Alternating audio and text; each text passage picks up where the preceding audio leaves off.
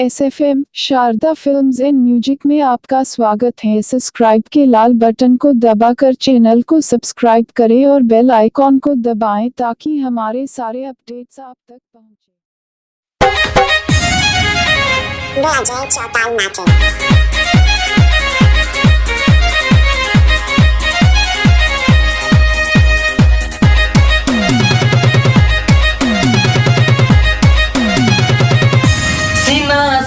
दिल गए गोरिया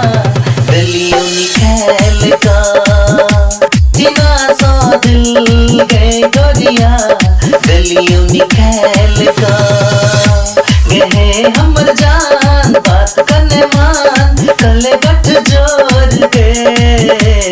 कले न तू प्रेम गए सीना सा दिल गए रनिया गलियों निकाल का सीना सा दिल गए गोरिया गलियों निकाल का गए हमर जान बात करने मान कले गठ जोड़ गए कले न तू प्रेम गए सीना सा दिल गए गोरिया गलियों निकाल का सीना सा दिल गए गोरिया गलियों निकाल का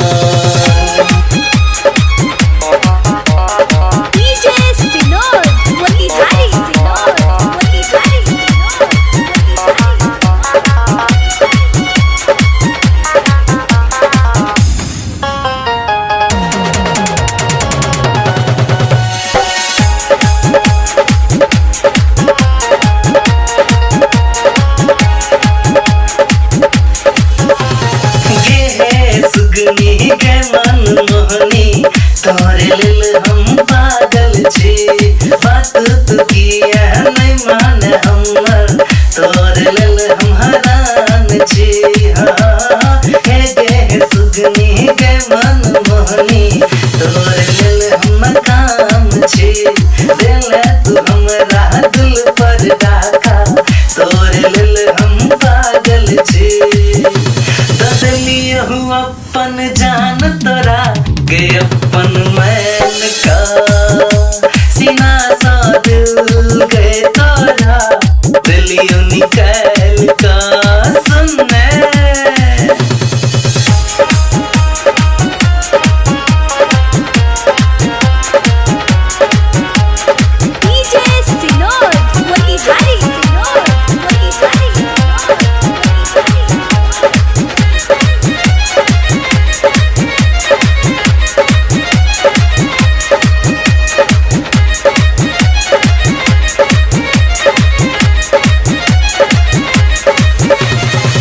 सुनने मन बे भर जिंदगी कन बे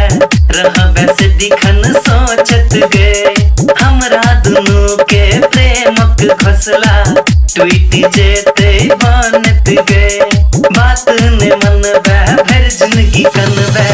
रह वैसे दिखन सोचत गए हमरा दोनों के प्रेमक घोसला ट्वीट जेते बनत गए हमरा नियन न कियो गे घट तो जहान में सीना सा दिल गए रनिया गलियों निकाल के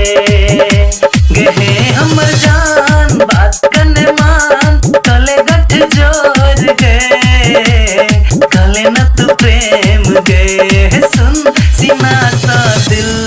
गए रनिया गलियों निकाल के सीना सा दिल गए रनिया गलियों निकाल के सीना सा दिल गए गोरिया गलियों निकाल